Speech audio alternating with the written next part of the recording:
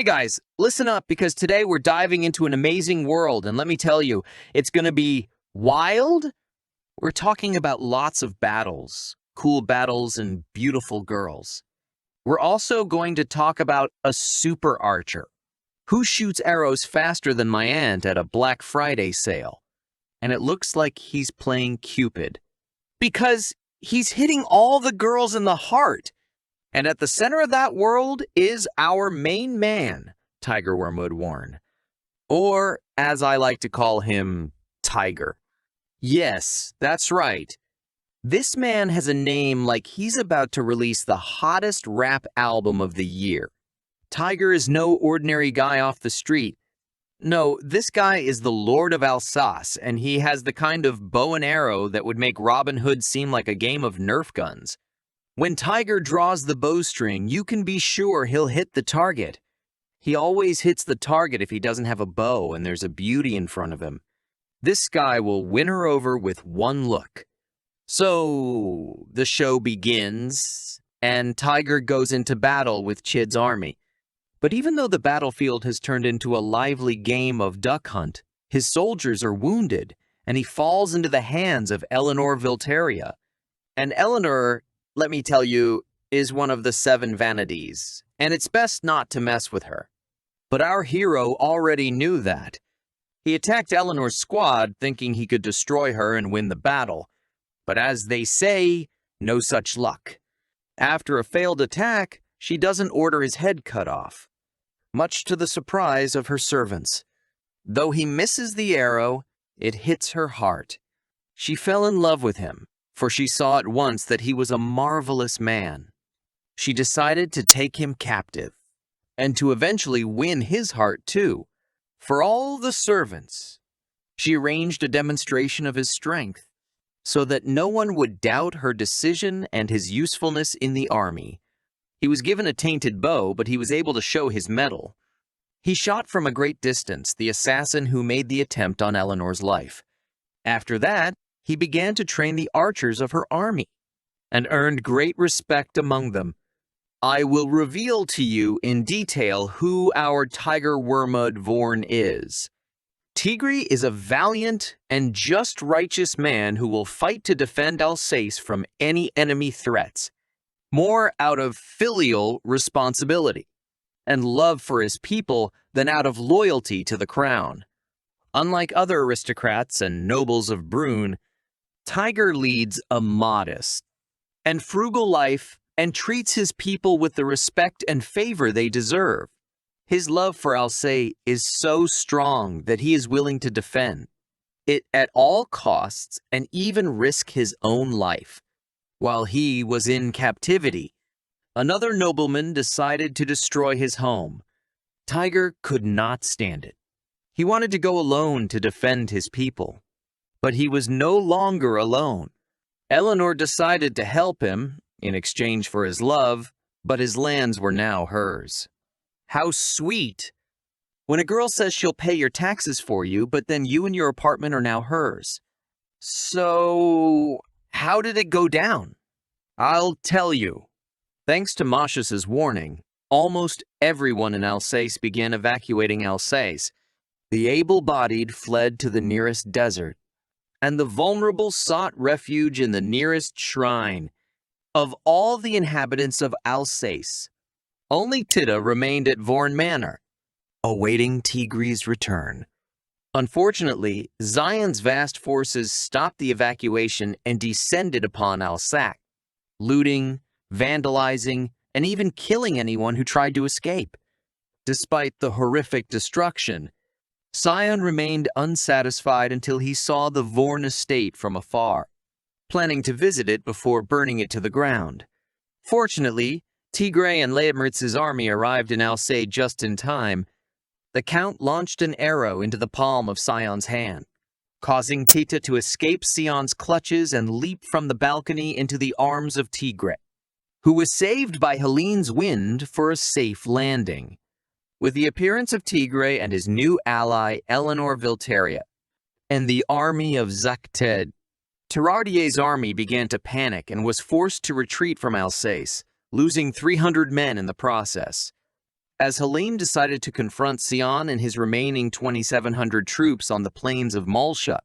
She decided to send her 100 men to the defense of Alsace. Over time, Tiger begins to collect vanitas like Pokemon cards. He learns their secrets, discovers the power of his black bow, and basically shows everyone that he's not just a pretty face with a bow. He has courage, he has spirit, and a sense of justice that is stronger than my grandmother's grip on the family recipes she passed down. Now let's talk about this black onion. This is not your average run-of-the-mill store-bought onion.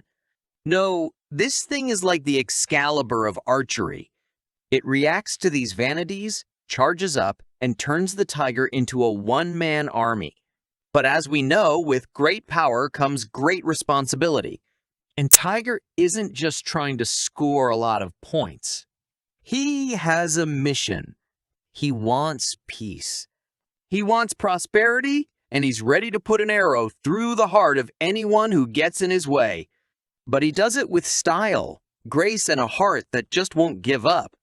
And by the end of the series, Tiger becomes more than just a hometown hero. No, he returns as a legend, a symbol of hope and strength, showing everyone that even in the darkest times, there is light at the end of the tunnel. And that light can only be the glare from his bow.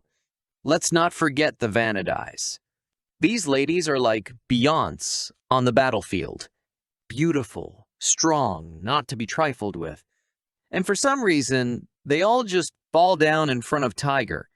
I get it, he's got skills. But he also has heart. And he's playing the role of peacemaker between these warrior queens, like he's trying to win the Nobel Peace Prize. Ladies and gentlemen, Tigro Vermudvorn. A name so complicated I had to repeat it 5 times before. I said it, is a testament to the power of determination, justice, and very, very good archery skills. So the next time you feel overwhelmed, just remember, be like Tiger. Take your life by the bowstring, take aim, and shoot. I have to tell you about this epic story. We have warriors, we have drama, and we have a love story more complicated than the season finale of The Bachelor. Let's dive into it. First, we have Elena, Vanitas of Leitmeritz. This woman is a warrior queen, I tell you. She is fierce, fearless, and has a heart of gold. On the battlefield, she meets this fellow Tiger. Tiger can shoot an archery bow so good he could give Robin Hood a head start. Ellen sees this and says, I can't kill this guy. I have to make him my prisoner of war. Yes, you heard right. She spares his life because he's good with a bow and arrow, but not only because of that, but also because he has courage. Tiger now owes Helen his life, and he's willing to fight for her, protect her, anything. And Helen has Tiger's back too. They fight, they win wars, they are basically the Jay-Z and Beyonce of the medieval world. But let's be honest, there is some tension between them. I'm not talking about battlefield tension, but romantic tension. These two have feelings for each other, but they dance around it like it's prom night. Now let's talk about Mila, Vanitas from Olmutz. She's Ellen's rival, but not just a rival, a longtime rival. They're feuding like the Hatfields and the McCoys. But then Tiger appears with his archery skills and charm, and Mila suddenly rethinks her life choices. She begins to respect Tiger, and before you know it, she's already giving him advice on archery and life, commanding him like a girl captain. But mostly, she's teaching him manners. And then we have Sophie, Zicted's mediator in Vanitas. She, like Oprah in the story, brings wisdom and peace wherever she goes. She meets Tiger in, shall we say, a very memorable way, and they bond. Tiger is saving people left and right, and Sophie feels it. She falls in love with him and isn't afraid to show it. Now, Lisa, vanadis from Libus. She has had her eye on Tiger from the beginning. She sees his potential, sees his abilities, and thinks this guy, he's going to be at the top of his game. And when Tiger loses his memory, who comes to his rescue? Lisa, that's who. She's fallen in love with him and won't let him forget it. But there's another Vanities. The Vanadis of Osterode. Valentina is a mysterious Vanities whose motives are unpredictable even to her brethren, though they have not met each other physically. Tigger was once visited by Valentina, who entered his bedroom in the fortress of Perche out of curiosity. Unbeknownst to Tigger himself, Tina suggested that King Victor send Tigger to Osvar to settle the civil war. She actually wanted to meet with Tigger alone, but Sasha's warning made her reconsider her plans, mainly because of Tigger's extensive relationship with almost all Vanadis except herself. And finally, we have Liam, Countess of Alsace. She is skeptical of Tigre at first, but he wins her over with his bravery and skill with a bow. So also sees his noble motives and how she treats Eleanor. She has feelings for him, but remains calm. That's it, friends. Tiger has women falling in love with him left and right, waging wars, saving lives and breaking hearts. He's like the James Bond of the medieval world, if James Bond had a bow and arrow instead of a gun. There is drama, action, and romance in this story. It's like Game of Thrones and The Bachelor, and I'm all for it. Let's keep the party going and talk more about our goddesses of war. Because today, we're diving into the world of war. And we have a front row ticket to the Eleanor Voltaria show. I know some of you may be thinking, who is Eleanor Voltaria? Well, fasten your seatbelts, because you're in for an exciting ride. Eleanor, or Ellen for short, is the kind of woman you notice when she walks into a room. She has waist-length silver hair that is better than my pickup lines at the club, and crimson eyes that see right through your soul. Let's not forget the figure, friends. She has a gorgeous body with curves in all the right places, and I mean all the right places, but Ellen isn't just a pretty face. No, she's one of the 7 Vanadis, which is basically the same as being a member of the Avengers.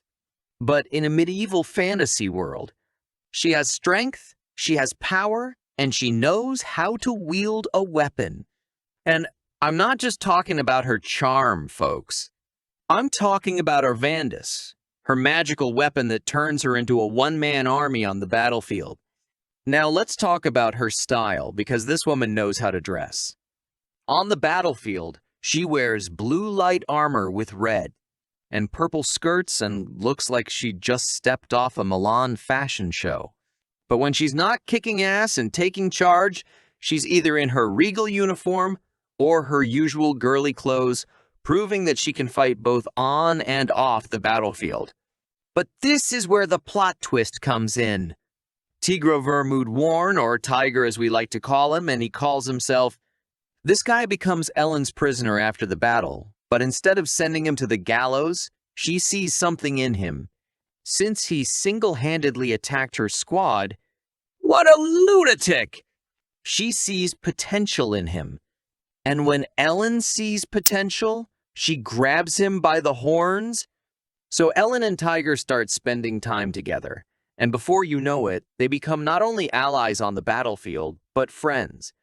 And that, my friends, is where the magic happens. Ellen has the ability to believe in people, to inspire them to reach heights they never knew they could. She sees the potential in Tiger and helps him realize it, turning him into the hero he was always meant to be. But it's not all rainbows and sunshine for Ellen. We shouldn't forget about the other Vanities. These women have their own goals and ambitions, and they don't always keep up with the times. But Ellen is not afraid to stand her ground. She is not afraid to speak her mind. And if cooperating with other Vanities is beneficial to her lands and her people, rest assured she will go along with it. So in the end, Ellen is not just a warrior. She is not just a ruler. She is a beacon of strength, courage, and faith in others. She is living proof that true strength lies not in physical might, but in resilience and faith in others. Now we have our main character, Tigri, and our fierce warrior queen, Ellen. These two have been through battles, seen things, but nothing will prepare them for what's about to happen. So they just won an epic victory, right? But wait, it doesn't end there. Because the enemy is very powerful and cunning. He's sending another army to defeat Tiger and Ellen's alliance. And it's not just warriors, it's knights, the most powerful weapon in the kingdom. And with them is a great warrior who hasn't known defeat since he was 13. Can you believe it? This guy sure knows his way around a street fight. He carries a magic Durandal sword, which is no weaker than Vanity's weapon. And so the knight and Vanity's fight. He turns out to be very strong, and the beautiful girls thought they were going to lose. But then our hero arrives, who has recently gained even more power. With one shot, he brings the knight to his knees. And in that moment, the strongest knight in the kingdom realizes that he may have been mistaken and maybe Tirg isn't the traitor. He sees Tiger Vorn protecting the people and wanting peace. He decides to help him and gives him his sword, and he goes to the kingdom to help the king sort things out. But the story doesn't end there either, because the main villain Aaron Thenardier is still alive. He wants to destroy Tiger by any means necessary. He gathers a huge army and attacks Tiger's army. But our guy's not a bad guy. He doesn't want more casualties. He challenges Aaron to a duel and says, "I'll end it all with one arrow." And who'd have thought it? He does. Right on the first shot, right through the head. The main battle is won. And Ellen is very happy to be by Tiger's side at that moment. She's always believed in him and helped him and given it her all. And here's the cherry on top, friends. After all the battles and drama, Helene confesses her love to Tiger, and he reciprocates. Ladies and gentlemen, Eleanor Vilteria is the kind of woman we all need in our lives. She is the hero we all aspire to be. And if you take one thing out of all of this, let it be this. Believe in yourself, believe in others, and never, ever underestimate the power of a woman with a magic weapon and an awesome silver hairdo. Do you like ice cream? If so, this story is for you. I have to tell you about one girl, Ludmila Lori, or Mila for short. She is one of the 7 vanities in this crazy world. This girl has her own territory, Olmutz, and she wields such magical weapons, it's like Harry Potter meets Wonder Woman. You can tell right away that Mila is not acting. She's as serious as a heart attack and colder than my ex-wife's gaze.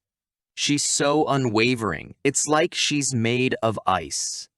And may I say disobedience? Not in her vocabulary. She wants her employees to stand in line like kids in the school cafeteria. But don't be intimidated, folks. Mila, she's tough, but she has a heart, especially when it comes to her people. She protects her territory like a mama bear protects her cubs. She won't let anyone mess with her people. And here's Tigra Vermood Voren. That's not a bad name, is it? Sounds like what you say when you sneeze. Anyway, this guy's being introduced to Mila. Helene and Ludmila are old rivals. They've always been rivals in everything. Ludmila doesn't like Helene because she is cranky and doesn't know how to behave. Mila has a magic weapon, Lavatina. And when she's on the battlefield, she acts with terrible power. She swings that thing around like Beyonce on tour. She's defending her land, defending her people. She's saying you can't do this with my power. And It gets to the bone. I mean, she's the queen of frost. Her favorite spell is to throw ice balls at her enemies. But the beginning of this story was very hot. First, Ludmilla helped her enemies by going up against the allied forces of Tiger and Ellen, but she did not do this of her own free will. Her family served the king and she didn't want to break her oath. Ellen and Tiger came to her domain and wanted to take the fortress, but it was as impregnable as her mistress. But Tiger went on the sly. He met Mila separately, though she did not know it was Tiger. Mila told him that she did not want to fight because she thought it was unfair. Tiger and his army made a secret passage to Mila's castle, and then broke through the very strong gate with his super arrow. After that, Mila became neutral. Later, she became Tiger's ally. After all, she appreciated him as a master bowman and a noble man. When Helene left on an urgent business trip, it was Ludmilla who helped Tiger in a very important battle. Together, they defeated a superior enemy. Together, they defeated the enemy army and saved many hostages. Although Ludmilla and Helene are rivals, but thanks to Tigri they became closer to each other. True, Helene still makes fun of Mila for her small stature, but that doesn't stop them from defeating enemies together. It was especially great when they won together, working as a team and trusting each other. It wasn't just an army against them. They defeated 2 mighty dragons. Imagine 2 huge dragons. The power of wind and the power of frost were very effective against them, but Mila was at her best in this battle. She forgot old grudges, and she helped Ellen in her time of need when she was wounded by the dragon's flames. Ellen was very grateful to Mila for healing her wounds. But that's not all. Mila is not just a warrior. She has feelings, emotions, the whole package. She respects strength, valor, and as the plot progresses, she begins to warm to Tigra. She says, okay, maybe this guy isn't just an archer. Maybe he's got something special. And let's not forget that Mila has her own code, a code of honor. She believes in justice, righteousness, like a superhero without a cape. She is not afraid of a challenge and is always ready to fight for what is right. So, Ludmilla Luri is one of the strongest and toughest characters in this world. She tells us about self-sacrifice, strength, and standing up for what she believes in. She shows us that even in a harsh, cruel world, it is possible to stay true to yourself and protect those in need. Mila is not just vanities. She is a hero, a warrior who has left a mark on the audience's soul that will not disappear anytime soon. So here's to Mila, the Ice Queen with a heart of gold. Let's talk about Limelish, or Liam for short. This girl is tall, blonde, and has curves in places that some people can't even pronounce, okay? She has a closet that the Kardashians would envy, and a ponytail that is practically its own character. First of all, let's deal with the elephant in the room. Yes, Liam has big breasts, and yes, she is the subject of teasing. What's more, with Elena and Mila in the room, the jokes are just so on point. But Liam takes it all in stride because she has that composure. She's wearing a short, tight blue top and skirt, and she always looks chic. But when it's time to fight, Liam doesn't play around. She's wearing light blue heavy armor. In the manga, she's wearing white heavy armor with an open belly. Who knew combat gear could be so varied? And when she becomes Vanitas of Legnica, oh, that's a whole new closet, baby. Black light armor, purple bra, open belly, white shorts, double purple belt. This girl has more outfit changes than a Beyonce concert. Now let's talk about Liam's job. She is one of Ellen's trusted bodyguards, and she takes her job seriously. In combat, Liam is as strict as a librarian before closing time. She believes in skill discipline and probably has a manual at home on how to be a warrior. But here's the rub. Liam has a soft side. She melts when she sees something cute or is shy around boys. And let's not even talk about her obsession with teddy bears. She has the kind of collection that would make Toys R Us uncomfortable. Tigre and Ellen know this and take advantage of it. Oh, are you gonna lecture us, Lim? But look at that cute teddy bear. Lecture delivered. Mission accomplished. Despite her collection of teddy toys, Liam is the voice of reason on the team. She is calm, rational, and has a strategic mindset that could give Sun Tzu a head start. She's Eleanor's perfect advisor and assistant, and in critical situations, she's colder than the other side of the pillow.